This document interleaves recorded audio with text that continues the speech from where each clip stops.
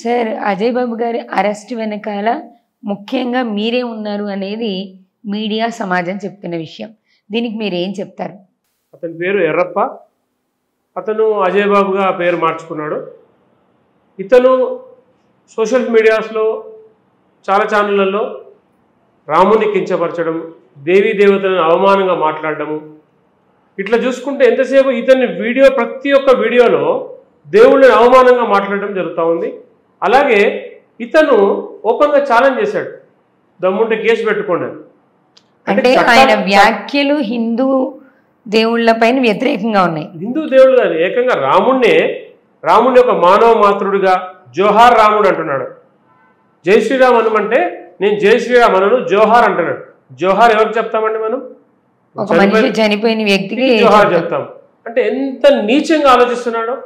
కోటాను కోట్ల హిందువులు ఒక దైవంగా పూజించినటువంటి మన శ్రీరామచంద్రమూర్తిని ఇవాళ ఒక మానవ మాతృలాగా నువ్వు ఇది చేస్తున్నావంటే నీకు ఎంత కండకవరం. కాబట్టి ఈ వీడియోస్ అన్ని తీసుకొని మాకు న్యాయం అంటే చట్టం అంటే గౌరవం ఉంది కాబట్టి అతని మీద మేము కంప్లైంట్ చేయడం జరిగింది. కంప్లైంట్ చేసినప్పుడు డిపార్ట్మెంట్ వాళ్ళు కూడా ఫస్ట్ చూస్తామని చెప్పారు. పూర్తి ఎవిడెన్స్తో పూర్తి ఎవిడెన్స్తో ఆ వీడియోస్ని మేము సీడీ చేసి ఆ లింక్స్ కూడా మేము అన్ని పెట్టేసి ఇవ్వడం జరిగింది. దాని మీద 2 రోజుల సమయం తీసుకున్నారు వాళ్ళు. ఉప్పల్ పిఎస్లో మేము కంప్లైంట్ ఇవ్వడం జరిగింది. అంటే మీరు కంప్లైంట్ చేసిన 2 రోజుల వరకు వాళ్ళు 2 రోజుల వరకు లేట్ చేశారు. మేము తర్వాత ఫోన్ చేసాం, ఏం జరిగింది సార్, ఎందుకు కంప్లైంట్ ఇస్తే మీరు పట్టించుకోవట్లేదు అంటే లీగల్ ఒపీనియన్కి వెళ్తామండి, మీరు ఇచ్చినటువంటి వీడియోలు అవన్నీ చూడాలి కదా, కాబట్టి లీగల్ ఒపీనియన్కి వెళ్తాం. లీగల్ ఒపీనియన్ తర్వాత మేము ఎఫ్ఐఆర్ ఫైల్ చేస్తామన్నాం. నేను 24వ తారీఖున నేను కంప్లైంట్ ఇవ్వడం జరిగింది.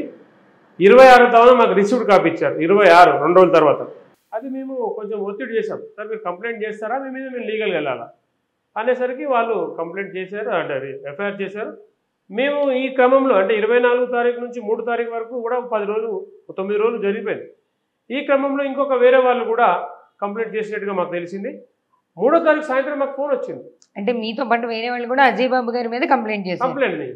అయితే మాకు ఫోన్ రావడం జరిగింది. డిపార్ట్మెంట్ నుంచి ఫోన్ చేశారు, సార్ మీ కంప్లైంట్ మేము ఎఫ్ఐఆర్ చేశాము, మీరు ఇంకెక్కడైనా మీరు కంప్లైంట్ ఇచ్చారంటే, సార్ మేము ఇవ్వలేదు, ఇస్తే మా కార్యకర్తలు ఇచ్చుంటారు అని మేము చెప్పడం జరిగింది.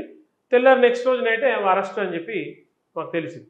అరెస్ట్ చేశారంటే సంతోషం.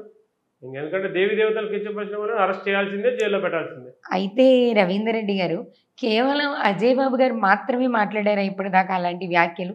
చాలామంది అంటే మనం చనిపోయిన వ్యక్తి గురించి మాట్లాడకూడదు కానీ ప్రవీణ్ గారు కూడా ఇంతకుముందు చాలా వ్యాఖ్యలు చేశారు కదా. చాలామంది పాస్టర్లు అలా మాట్లాడుతున్న సందర్భాలు ఉన్నాయి. మరి అజయ్ బాబు గారి దగ్గర మాత్రమే ఇంత తీవ్రమైనటువంటి చర్య ఎందుకు తీసుకున్నారు మీరు? గతంలో హనీ జాన్సన్ ఇతను కూడా మాట్లాడాడు, ఇతను కూడా బూతులు మాట్లాడాడు, చెప్పలేని మాటలు మాట్లాడాడు. వారి మీద కొన్ని హిందూ సంస్థలు కంప్లైంట్ పెట్టాయి. అతను సైబర్ క్రైమ్ వాళ్ళు తీసుకొచ్చారు, అరెస్ట్ చేశారు, కేసు తిరుగుతూ ఉన్నాడు. అతను ఇప్పుడు మాట్లాడలేదు.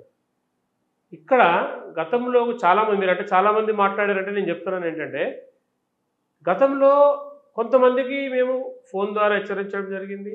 గతంలో ఇలా మాట్లాడితే పద్ధతి కాదని కూడా చెప్పడం జరిగింది. కానీ వినకుండా మాట్లాడే వాళ్ళు మాట్లాడారు. అప్పుడు కొంతమంది మీద కేసు ఫైల్ చేశాం. అదే క్రమంలో ఇవాళ అజయ్ పాస్టర్ మీద కూడా ఈయన మాట్లాడే విధానంలో మిగతా వాళ్ళు కూడా మాట్లాడుతున్నారు, కానీ మాట్లాడే విధానం రెచ్చగొట్టే విధంగా మాట్లాడాడు. మీకు దమ్ముంటే కేసు పెట్టండి అని అట్లా రెచ్చగొట్టే విధంగా మాట్లాడాడు. కాబట్టి వెంటనే ఫైల్ చేయాల్సి వచ్చింది, కేసు కూడా జరిగింది. తర్వాత మీరు ఇంకో మాట అన్నారు, ఎవరైతే చనిపోయారో అతను పడాల ప్రవీణ్ గారు, అతను కూడా మాట్లాడినట్టుగా మాకు రీసెంట్గా తెలిసింది. అంటే యాక్చువల్గా అతని వీడియోలు ఎక్కువ వైరల్ కాలేదు. అతను కూడా పాస్టరే, కానీ అతను కూడా బూతులు మాట్లాడాడు. వాళ్ళ ఛానల్స్లో మాట్లాడాడు, బయట ఛానల్స్లో మాట్లాడలేదు, అంటే నాకు కనబడలేదు ఎక్కడ కూడా. కాబట్టి ఏదైతే ఆ ప్రవీణ్ మాట్లాడి కూడా చాలా జుగుప్సాకరమైన మాటలు మాట్లాడారు. ఈ క్రిస్టియన్ కమ్యూనిటీ అంతా కూడా ఎంతసేపు హిందూ దేవీ దేవతలను కించపరచడము, హేళన చేయడము ఒక వృత్తిగా పెట్టుకొని ఇవాళ వీళ్ళందరూ కూడా సమాజంలో చిచ్చులు పెట్టే ప్రక్రియ జరుగుతుంది.